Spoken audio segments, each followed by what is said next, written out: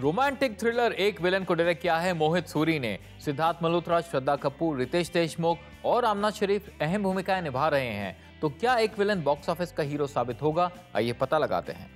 गुरु गोवा का रहने वाला एक खतरनाक गुंडा है विद डार्क पास्ट। गुरु की मुलाकात होती है जिंदा दिल आयशा से और उसकी वीरान जिंदगी में बहार आ जाती है। गुरु फॉल्स फॉर आयशा और वो भी उससे प्यार करने लगती है। आयशा गुरु को बदलना चाहती है so that he can lead a life without crime. दोनों मुंबई शिफ्ट हो जाते हैं to start a new life, लेकिन इन दोनों की इस सुनहरी जिंदगी में एंट्री होती है साइकोपाथ राकेश की। क्या राकेश के बुरे इरादे आयशा और गुरु की जिंदगी तबाह कर देंगे?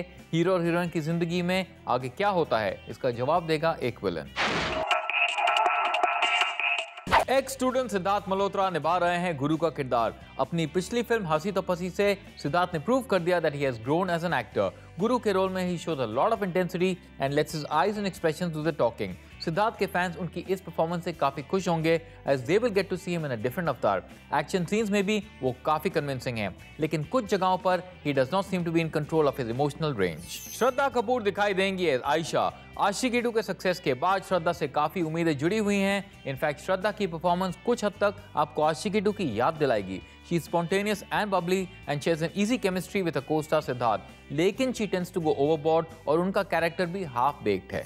रितेश दिखाई देंगे as Rakesh. Laughter is the best medicine. इस स्टेटमेंट का उदाहरण कई साल से देते आ रहे हैं Riteish with his several comic performances, लेकिन इस बार he makes us digest a bitter pill with his negative portrayal. जी हां, रितेश पहली बार नजर आएंगे इन अ नेगेटिव रोल। उनकी परफॉर्मेंस काफी कन्विंसिंग है और आप ये भूल जाएंगे that he is known for his comic roles. इस फिल्म के साथ रितेश ने साबित कर दिया है that whatever the role he is equal to the task.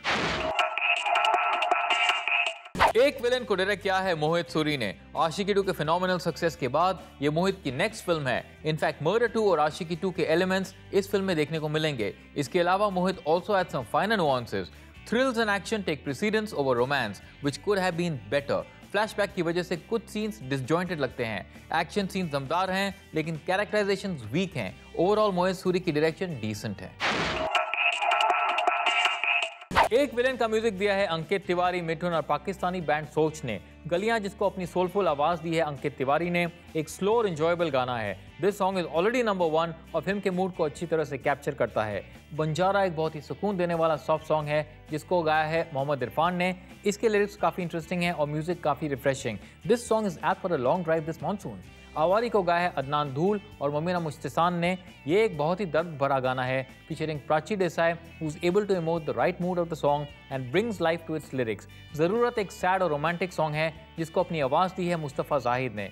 गाने के fusion music is easy on the years but it is not the best of the lot. अपनी मैजिकल आवाज लेकर अरिजीत सिंह गा रहे हैं हमदर्द। एज ऑलवेज ही स्ट्राइक्स गोल्ड क्योंकि ये सॉन्ग आपको गुनगुनाने के लिए मजबूर कर देगा।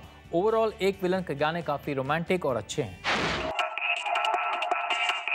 एक विलन की कहानी थोड़ी हटके है लेकिन द एक्सिक्यूशन फॉल्टर्स। रोमांस का असर उतना गहरा नहीं है जितना कि एक्शन का impact. Siddharth Malhotra transcends his looks and gives a solid performance while Shraddha Kapoor's bubbly act gets a little tedious. Characterization better हो सकती थी, however the music is a saving grace. कहानी और स्क्रीन प्ले की खामियों की वजह से देखने वालों का इंटरेस्ट कम हो जाएगा। You'll need a little more patience to sit through some of the scenes. लेकिन इस सब्र का फल मीठा है because the climax is satisfying. एक villain may not make a killing at the box office, but it does have its moments along with its flaws. I go with 2.5 stars for एक villain.